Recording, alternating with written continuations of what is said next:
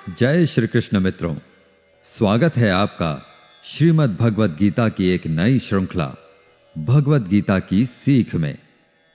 श्रीमद् भगवद गीता और भगवद गीता के ज्ञान के बारे में आपने बहुत से लोगों से सुना होगा, लेकिन फिर भी अक्सर आपके मन में यह संशय अवश्य रहता होगा कि आप भगवद गीता का अर्थ सही से नहीं समझ पाते या फिर अपने जीवन की वर्तमान परिस्थितियों के अनुसार भगवद गीता के ज्ञान को ग्रहण नहीं कर पाते, अपने रोजमर्रा के जीवन में इसका उपयोग नहीं कर पाते। प्रिय मित्रों, मैं बलवंत सिंह जोधा इस अनमोल साथी चैनल पर अब आपके समक्ष प्रस्तुत कर रहा हूं श्रीमद् भगवद गीता की एक बहुत ही सरल व्याख्या।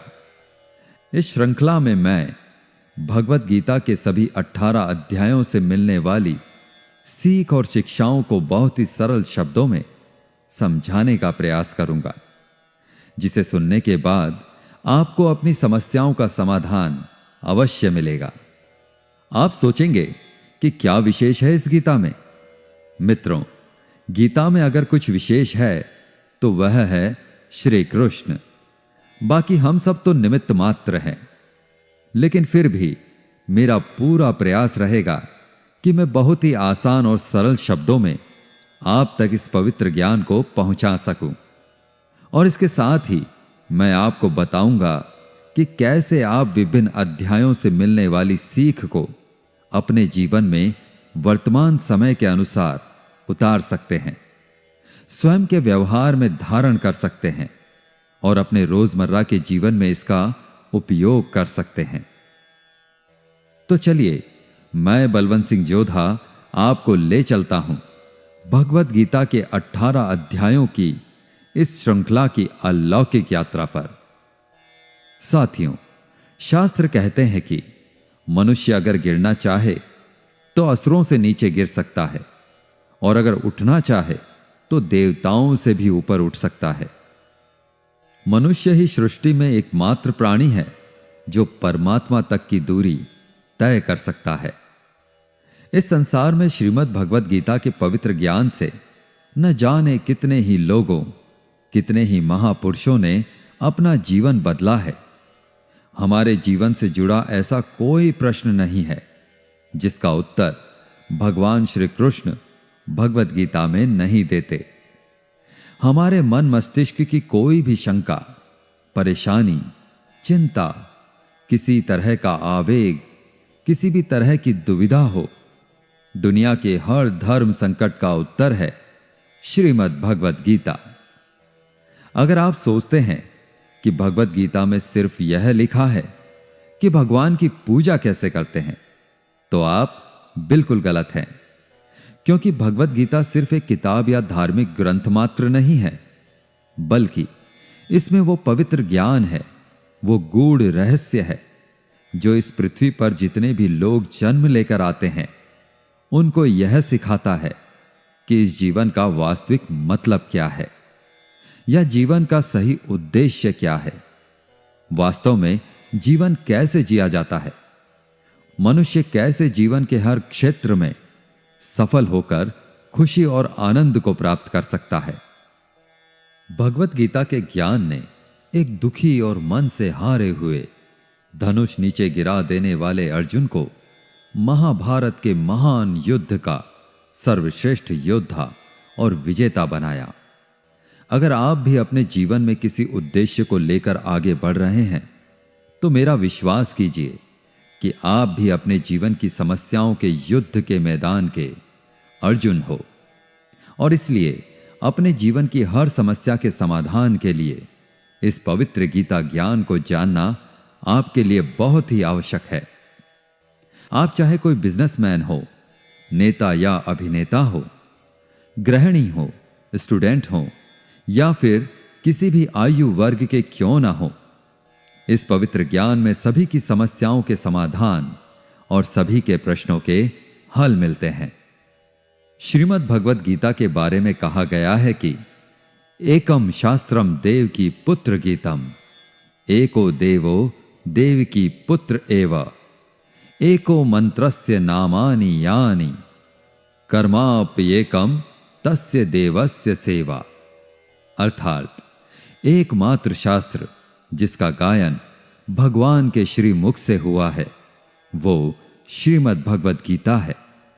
जब महाभारत के रण के मध्य में धनुर्धर अर्जुन युद्ध के लिए घबरा गए तो भगवान श्री कृष्ण ने अपने श्रीमुख से जिस शास्त्र का गायन किया, जिस गीत का गायन किया, वो श्रीमद् भगवद गीता है। इस सृष्टि में पूजनीय एकमात्र देव हैं, वो भगवान श्री कृष्ण है। एकमात्र मंत्र है, वो उनका नाम है। एकमात्र कर्म है, वो प्रभु की आराधना है। श्रीमद् भगवद गीता का जितना भी अध्ययन किया जाए, जितना भी समझा जाए, उतना ही कम है। इसे जितनी बार भी पढ़ा और सुना जाता है, उतनी ही बार हमें कुछ ना कुछ नया जानने को, नया सीखने को जरूर मिलता है। इसलिए आपको शांति से बैठकर आंखें बंद करके इस वीडियो की पूरी बातों को जब तक समझ में ना आ जाए तब तक बार बार सुनकर अपने मस्तिष्क में बिठा लेना चाहिए। आज हम श्रीमद् भगवद गीता के प्रथम अध्याय का अध्ययन करेंगे, जिससे आपको यह सीखने को मिलेगा कि वह कौन सी सबसे पहली चीज है जो आपको जीवन में आगे बढ़ने से रोकती है। भले ही आपको बहुत सारा ज्ञान प्राप्त हो, आप में बहुत सारी योग्यताएं हो, लेकिन उस एक चीज की वजह से सही निर्णय नहीं ले पाते हैं या सही विकल्प का चयन नहीं कर पाते हैं और अपने काम में असफल हो जाते हैं। तो आइए शुरू करते हैं श्रीमद् भगवद गीता का प्रथम अध्याय। श्रीमद् भगवद गीता अध्याय 1, अर्जुन विषाद योग। कुरुक्षेत्र के युद्ध स्थल में सेना का निरीक्षण। साथियों, किसी भी ज्ञान की शुरुआत अज्ञानता से या उत्सुकता से होती है। उसी तरह श्रीमद् भगवद गीता की शुरुआत धृतराष्ट्र के एक प्रश्न से होती है। धृतराष्ट्र जो कि अज्ञानता के प्रतीक हैं, अज्ञान रूपी धृतराष्ट्र जिन्हें सत्य मालूम है, जिन्हें मालूम है कि इस संसार का एकमात्र सत्य परमात्मा है, लेकिन वे अपने पुत्र के मोह में अंधे होकर जीवन जीते रहते हैं। सबको मालूम है कि धृतराष्ट्र जन्म से अंधे थे, फिर भी उन्होंने महाभारत के युद्ध को देखा। लेकिन कैसे देखा? उन्होंने संजय की दृष्टि से देखा। संजय को दिव्य दृष्टि प्राप्त थी। वो युद्ध से दूर होते हुए भी युद्ध को देख सकते थे, और वो जो देख रहे थे वही धृतराष्ट्र को बता रहे थे। इसमें वो अपनी तरफ से कुछ भी नहीं कहते हैं, सिर्फ आंखों देखा हाल बता रहे थे युद्ध का। यानी जैसे हम लोग किसी खेल का सीधा प्रसारण सुनते हैं, बस उसी तरह समझ लीजिए। ये उन्हीं की दिव्य दृष्टि का कमाल था कि हमें भगवद गीता सुनने को मिली। श्रीमद् भगवद गीता के प्रथम अध्याय के प्रथम श्लोक में धृतराष्ट्र कहते हैं, धर्म क्षेत्रे कुरुक्षेत्रे संवेतायुयुत्सवः मामकाः पांडवाश्चैव किम कुर्वत संजय। अर्थात, हे संजय, धर्म भूमि कुरुक्षेत्र में युद्ध की इच्छा से एकत्र हुए मेरे और पांडु के पुत्रों ने क्या किया। जैसा मैंने बताया कि धृतराष्ट्र अज्ञानता का प्रतीक हैं और संजय प्रतीक हैं संयम के, धैर्य के। जो अज्ञान है वह मन के अंदर है। अज्ञान से जो मन ढक चुका है वह धृतराष्ट्र है, लेकिन वह संयम रूपी संजय के माध्यम से देखते हैं, सुनते हैं, समझते हैं और जानने की कोशिश करते हैं कि सही रास्ता आखिर क्या है। यह वही है जिनका जब तक पुत्र जीवित रहेगा, यानी कि मोह रूपी दुर्योधन जीवित रहेगा, इनकी दृष्टि हमेशा विकारों पर रहेगी, हमेशा कौरवों पर रहेगी। धृतराष्ट्र अंधे थे, देख नहीं सकते थे, लेकिन आंखों से अंधे थे, मन और मस्तिष्क से नहीं। उन्हें पता था कि वो धर्म के साथ नहीं है, क्योंकि धर्म तो वहां होता है जहां श्री कृष्ण थे। अपने पुत्र मोह में उन्होंने शांति की जगह युद्ध को चुना था, लेकिन वो जानते थे कि इस युद्ध को जीतना आसान नहीं होगा। अपने जीवन में जब हम कुछ गलत करते हैं तो हम भी समझ रहे होते हैं कि हमारे किए का परिणाम शायद अच्छा ना हो, और ऐसा ही धृतराष्ट्र के साथ भी हुआ। वो भी इसी डर, इसी आशंका में दिखते हैं। संजय आंखों देखा हाल बताते हुए उत्तर देते हैं, दृष्ट्वा तु पांडवानीकं व्यूहं दुर्योधनस्तदा आचार्यमुपासंगम्य राजा वचनं ब्रवीत।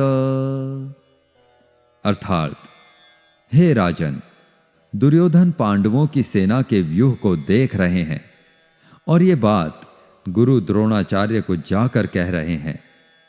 मित्रों, दुर्योधन पांडवों की सेना के योद्धाओं के बारे में वर्णन करने के साथ साथ अपनी सेना के महारथियों के बारे में भी गुरु द्रोणाचार्य को बताते हैं। इससे हमें यह पता चलता है कि चाहे शत्रु हो या शत्रु के समान कोई समस्या, उसके बारे में हमें पूरी जानकारी लेनी चाहिए। समस्या के हर अंग, हर पहलू के बारे में हमें पता होना चाहिए। साथ ही हमें पता होना चाहिए कि हमारी अपनी ताकत क्या है, हमारे पास कौन कौन से विकल्प हैं जिससे आप उस समस्या पर विजय पा सकते हैं। समस्या और उसका समाधान दोनों के बारे में विचार करना चाहिए, जैसा कि दुर्योधन कर रहे थे। श्रीमद् भगवद गीता के प्रथम अध्याय के प्रथम भाग में महाभारत के चरित्रों की बात हो रही है। यहां पर प्रत्येक महारथी की बात हो रही है। कौन सा महारथी जो है वो जाकर के शंख बजा रहा है, कौन सा महारथी जो है वो सेना के बारे में बता रहा है। चारों तरफ युद्ध शुरू करने के लिए शंखनाद हो रहे हैं। कौरवों में दुर्योधन बहुत खुश हो रहा था, क्योंकि उसके पास बहुत ही बड़ी सेना थी। भीष्म पितामह थे, गुरु द्रोणाचार्य, गुरु कृपाचार्य और कर्ण जैसे बड़े बड़े योद्धा थे।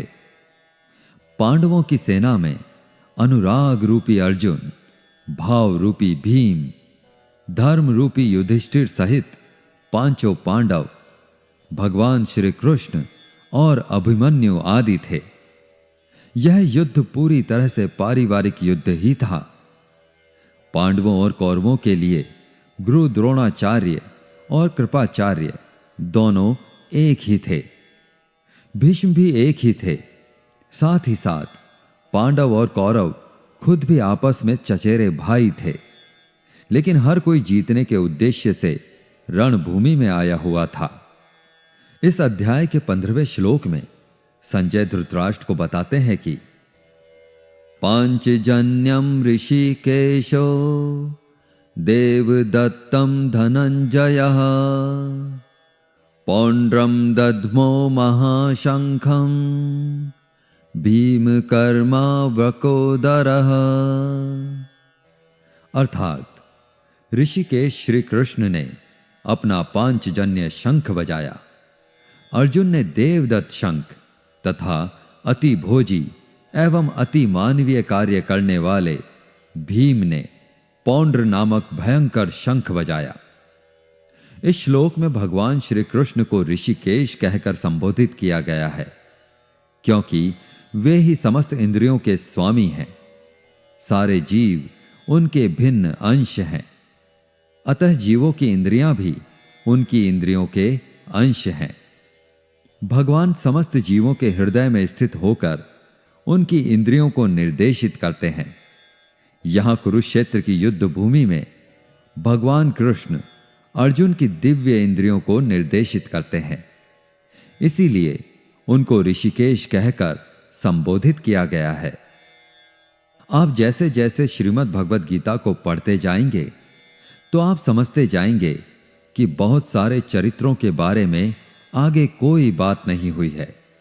सिर्फ भगवान श्री कृष्ण और अर्जुन का संवाद ही सिमट कर रह जाता है, क्योंकि भगवान के श्रीमुख से जो शास्त्र निकला है वह सिर्फ और सिर्फ अनुरागी अर्जुन के लिए था। जब हम इसी प्रथम अध्याय के दूसरे भाग में आते हैं तो फिर बात होती है धनुर्धर अर्जुन की दुविधा की, उनके दुख और संशय की, उनके विषाद की। इसीलिए इस प्रथम अध्याय का नाम है अर्जुन विषाद योग। अर्जुन जो है वो भगवान श्री कृष्ण से कहते हैं कि आप जो मेरा रथ है उसको ले जा करके दोनों सेनाओं के बीच में खड़ा कर दीजिए, मध्य में खड़ा कर दीजिए। मैं देखना चाहता हूं कि कौन कौन से योद्धा जो हैं वो इस युद्ध भूमि में आए हुए हैं।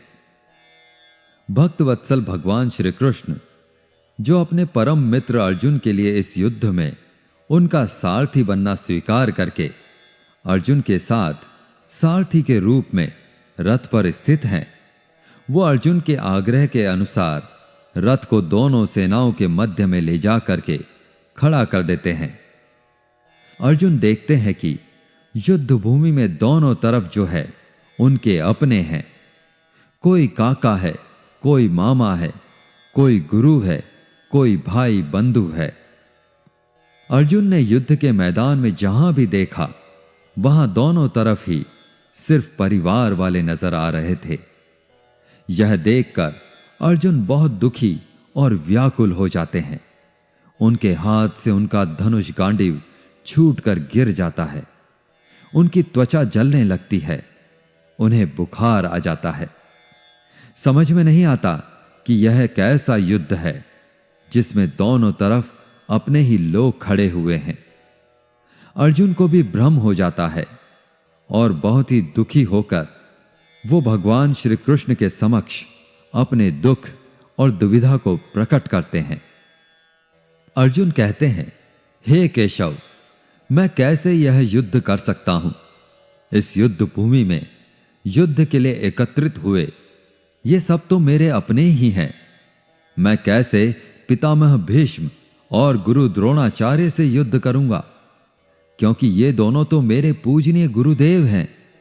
इसलिए इन गुरुजनों को मारने से तो अच्छा है मैं भिक्षा मांगकर जीवन यापन करूं। हे मधुसूदन, जिन कौरवों से मैं युद्ध करने जा रहा हूं वे सब धृतराष्ट्र के पुत्र मेरे भाई ही तो हैं, मेरे अपने ही हैं। इन सबको मारने से तो अच्छा है कि मैं सन्यासी बन जाऊं। अपने ही कुल का विनाश करके मैं कैसे सुखी रह सकता हूं? हे कृष्ण, मुझे कुछ समझ नहीं आ रहा है। मेरी बुद्धि भ्रमित हो रही है, मेरा सिर फटा जा रहा है, मेरे पैर कांप रहे हैं, यहां तक कि मैं खड़ा भी नहीं रह पा रहा हूं। मेरी त्वचा जल रही है, मेरा गांडीव धनुष मेरे इन हाथों से छूट रहा है। मैं कुछ भी समझ पाने में समर्थ नहीं हूं। मुझे तो इस युद्ध का लक्षण और परिणाम भी उल्टा ही दिख रहा है, विपरीत ही दिख रहा है। मैं अपने ही कुल को मार करके कल्याण को नहीं पाना चाहता, और कुल को मारने से कब कल्याण मिलता है? नहीं कृष्ण, मैं यह युद्ध नहीं कर सकता। धनुर्धर अर्जुन भगवान श्री कृष्ण को अपने से कम समझते हैं, क्योंकि अर्जुन ने अब तक भगवान श्री कृष्ण को सिर्फ अपना मित्र माना, सखा माना, इससे ज्यादा नहीं माना।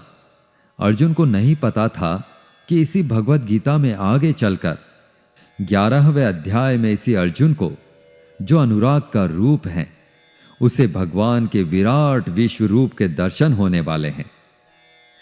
धनुर्धर अर्जुन जो है वो अपनी तरफ से तरह तरह के तर्क देते हैं कि अगर यह युद्ध हुआ तो करोड़ों लोग मारे जाएंगे। जो सैनिक और योद्धा इस युद्ध में मारे जाएंगे उनकी स्त्रियों का क्या होगा? समाज कैसे आगे बढ़ेगा? और भी बहुत सी बातें अर्जुन ने विस्तार से कही। कुल मिलाकर अर्जुन चाहते हैं कि कैसे भी मैं इस युद्ध से वापस चला जाऊं या इस युद्ध को टाल दिया जाए, लेकिन यह युद्ध अब टाला नहीं जा सकता था, क्योंकि यह युद्ध ना हो इसके लिए पहले ही कई प्रयास किए जा चुके थे। यहां तक कि स्वयं श्री कृष्ण ने दुर्योधन और कौरवों को समझाने का प्रयास भी किया था, मगर दुर्योधन के अहंकार और धृतराष्ट्र के अपने पुत्र दुर्योधन के प्रति मोह ने इस युद्ध को अपरिहार्य बना दिया था। अर्जुन ने अपनी तरफ से हर वो तर्क दिया कि यह सब मेरे अपने हैं, मेरे परिवार के हैं, इनको मार करके मुझे क्या मिलेगा? मैं अपने ही लोगों को युद्ध में नहीं मार सकता। मुझे इस भूमि के साम्राज्य के लिए तो क्या, अगर कोई तीनों लोगों का साम्राज्य भी दे दे तो भी मैं ऐसा युद्ध नहीं करूंगा जिसमें मुझे अपनों को मारना पड़े। अर्जुन त्रिलोकों का साम्राज्य भी नहीं लेना चाहते हैं, वो उसको भी नकार रहे हैं। तो भगवान श्री कृष्ण अर्जुन को आखिर ऐसा क्या देने वाले हैं कि अर्जुन तैयार हो जाएंगे, मान जाएंगे कुरुक्षेत्र की इस युद्ध भूमि में उतरने के लिए?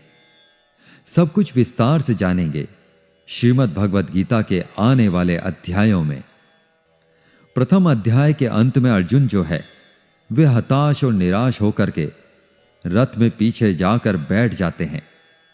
अर्जुन को उस पूरी सेना के निरीक्षण में अपने सगे संबंधी दिखाई देते हैं, परिवार दिखाई देता है जिनको मारना है।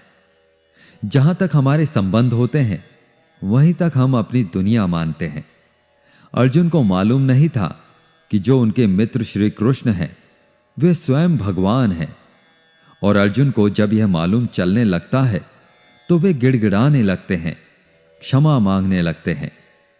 अर्जुन बहुत सारे संशयों या उलझनों के बीच में उलझ चुके थे, युद्ध नहीं करना चाहते थे, लेकिन भगवान श्री कृष्ण ने उनकी हर समस्या, हर शंका का समाधान किया। दोस्तों, श्रीमद् भगवद गीता के प्रथम अध्याय से हमें यह सीखने को मिलता है कि वास्तविकता हमारी सोच से अलग होती है। हमें नहीं पता होता कि जब हम कोई काम करने का निश्चय लेकर जा रहे होते हैं तो वहां पर क्या हो सकता है।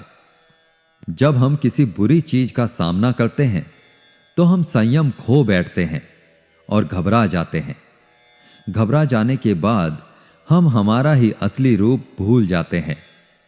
इसी तरह हमारे शरीर, हमारे मन में भी अच्छाई और बुराई का युद्ध निरंतर चलता रहता है।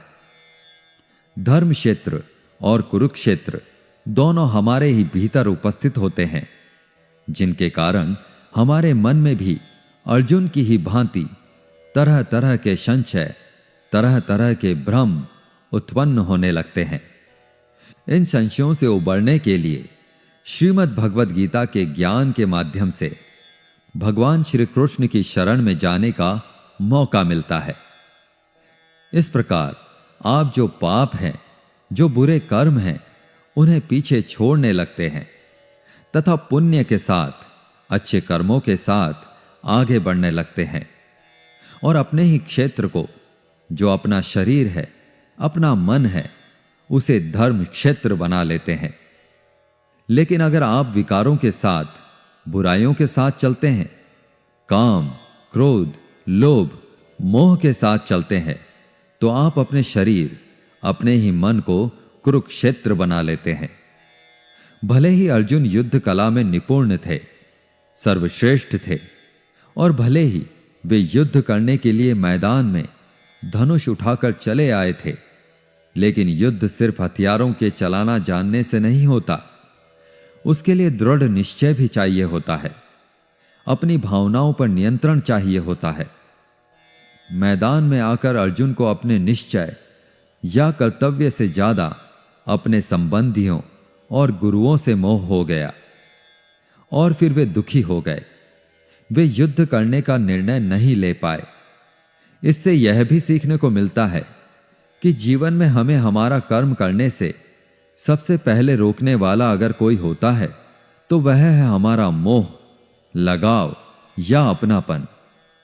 जैसे कि आप सुबह जल्दी उठ तो सकते हैं, अपने शरीर और मन को स्वस्थ रखने के लिए व्यायाम या योग प्राणायाम कर सकते हैं, लेकिन आपको अपनी नींद और आलस से मोह होता है। आप अपने लक्ष्य को प्राप्त करने के लिए कठोर परिश्रम तो कर सकते हैं, लेकिन आपको अपने आराम से लगाव होता है। अर्जुन एक क्षत्रिय थे और युद्ध करना ही उनका कर्म था, और वह युद्ध करने में बहुत अच्छी तरह से अभ्यस्त भी थे, लेकिन वे मोह में आकर, लगाव में आकर अपना कर्म भूल गए। इसलिए अगर जीवन में आपको चुनौतियों से लड़ना है तो आपको अपने लगाव का बलिदान करना आना चाहिए। दोस्तों, इसको आप इस तरह से भी समझ सकते हैं। मान लो आप किसी से बहुत प्रेम करते हैं, लेकिन वह मनुष्य आपके प्रेम की कद्र नहीं करता। ऐसे में आपको उसका प्रेम पाने का मोह नहीं होना चाहिए, क्योंकि लगाव किसी भी तरह का हो, जब तक वह है आप अपने जीवन के अर्जुन नहीं बन पाओगे। साथियों, आशा है आपको श्रीमद् भगवद गीता के प्रथम अध्याय की यह सरल व्याख्या जरूर पसंद आई होगी और आपको इससे बहुत कुछ सीखने को भी मिला होगा। इस वीडियो से आपने क्या सीखा, हमें कमेंट करके जरूर बताएं। अगर इस वीडियो में मुझसे कोई भी त्रुटि या गलती रह गई हो तो मैं क्षमा प्रार्थी हूं। मिलते हैं जल्दी ही श्रीमद् भगवद गीता के दूसरे अध्याय की आसान और सरल व्याख्या के साथ। तब तक के लिए अपना ध्यान रखें, स्वस्थ रहें, प्रसन्न रहें। जय श्री राधे कृष्ण। राधे राधे।